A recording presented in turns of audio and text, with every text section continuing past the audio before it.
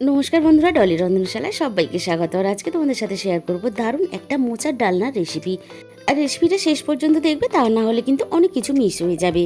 এখানে আমি মোচা কেটে নিয়ে 2 থেকে 3 ঘন্টা হলুদ জলে ভিজিয়ে রেখেছিলাম। এবার মোচাটাকে ভালোভাবে ধুয়ে প্রেসার কুকারের মধ্যে দিয়ে সাথে আমি দিয়ে দিলাম ছোলা আর বাদাম ভেজানো, আর পরিমাণ মতো জল দিয়ে আমি এবার মোচাটাকে সিদ্ধ করে নেব। এদিকে একটা মশলা বানানোর জন্য দিয়ে দিলাম 1 ইঞ্চি পরিমাণ আদা, ঝালের জন্য দিয়ে দিলাম 3টে কাঁচা লঙ্কা, আর বড় চামচের 1 চামচ পরিমাণ জিরে দিয়ে দিলাম। সামান্য পরিমাণ জল দিয়ে আমি খুব ভালোভাবে পেস্ট বানিয়ে নেব।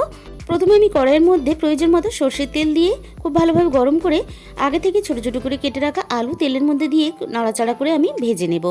আলুটা কিন্তু এখানে আমি খুব ভালোভাবে ভেজে নেব। প্রথমে আলুটা খুব ভালোভাবে ভেজে নেওয়ার পরে সিদ্ধ করা মোচা, ছোলা আর বাদামটা দিয়ে দিলাম। এরপর আলুর সাথে মোচাটাকে আমি খুব ভালোভাবে নেড়েচেড়ে ভেজে নেব। এবার আমি মোচার মধ্যে স্বাদ মতো লবণটাও দিয়ে দিলাম।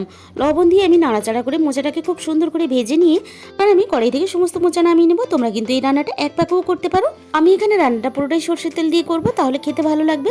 আবার আমি প্রয়োজন মতো সর্ষের তেল দিয়ে খুব ভালোভাবে গরম হয়ে যেতে আমি ফোড়নে দিয়ে দিলাম অল্প একটু পাঁচফোড়ন, আর দিয়ে দিলাম তেজপাতা, আদা জিরে কাঁচা লঙ্কা যে পেস্টটা আমি বানিয়েছিলাম সেটা দিয়ে দিলাম। এর সাথেই আমি দিয়ে দিলাম অল্প একটু নারকেল কোড়া। আর নারকেলটা কিন্তু তোমরা তেলের মধ্যেও দিয়ে ভেজে নিতে পারো, আমি মশলার সাথেই ভেজে নেবো। এখানে অনেক সময় কি হয়, নারকেলটা তেলের মধ্যে দিয়ে ভাজলে তেলচিটে গন্ধ হয়ে যায়। সামান্য পরিমাণ মিক্সির বাটি ধোয়া জল দিয়ে আমি দিয়ে দিলাম হাফ চামচের একটু বেশি কাশ্মীরি লঙ্কার গুঁড়ো, আর দিয়ে দিলাম 1 চামচ পরিমাণ হলুদ গুঁড়ো। এরই সাথে দিয়ে দিলাম ছোট্ট একটা টমেটো কুচি। এবার টমেটো কুচিটা মশলার সাথে খুব ভালোভাবে নাড়াচাড়া করে আমি কষিয়ে নেব।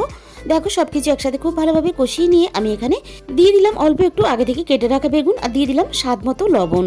এখানে কিন্তু লবণটা বুঝে দিতে হবে, কারণ মোচাটা আমি কিন্তু লবণ দিয়ে ভেজেছি। মশলার সাথে আমি বেগুনটা কষিয়ে নেওয়ার পরে এখানে আমি সিদ্ধ করা মোচাটা দিয়ে দিলাম। মোচাটা মশলার সাথে খুব ভালোভাবে নাড়াচাড়া করে কষিয়ে নিতে হবে। আর বেগুন দিলেই মোচার তরকারি খেতে খুবই টেস্টি হয়। এবার আমি প্রয়োজন মতো জল দিয়ে খুব ভালোভাবে একসাথে সব কিছু মিশিয়ে নিয়ে আমি ঢাকা দিয়ে সিদ্ধ হতে দেবো। আমি আগে থেকে 1 চামচ পরিমাণ গোবিন্দভোগ চাল ভিজিয়ে রেখেছিলাম। এবার চালটা মিক্সির মধ্যে দিয়ে খুব ভালোভাবে পেস্ট বানিয়ে নেব। কিছুক্ষণ পরে আমি ঢাকা খুলে দেখে নেব। তোমরা একবার হলেও এইভাবে রান্না করে খেয়ে দেখো, আমি আশা করি তোমাদের ভালো লাগবেই। নামিয়ে নেওয়ার একটু আগেই চাল বাটাটা দিয়ে দিতে হবে। আর এই চাল বাটাটা দিলে মোচার তরকারি রান্না হওয়ার পরে যে জল কেটে যায় সেটাও আর হবে না, স্বাদ ও গন্ধ দুটোই কিন্তু খুবই ভালো হয়। এবার স্বাদ মতো আমি চিনি দিয়ে দিলাম, আর দিয়ে দিলাম অল্প একটু নারকেল কুড়ো।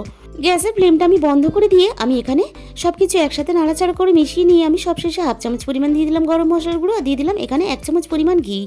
তাহলে বন্ধুরা, আজকের এই রেসিপিটা ভালো লাগলে অবশ্যই আমার চ্যানেলকে সাবস্ক্রাইব করে পাশে থাকা বেল আইকনটা প্রেস করে দিও, যাতে আমি কোনো নতুন রেসিপি আপলোড করলে সবার আগে তোমার কাছে পৌঁছায়। তাহলে আজকের এই পর্যন্ত, দেখা হবে অন্য কোনো রেসিপির সাথে।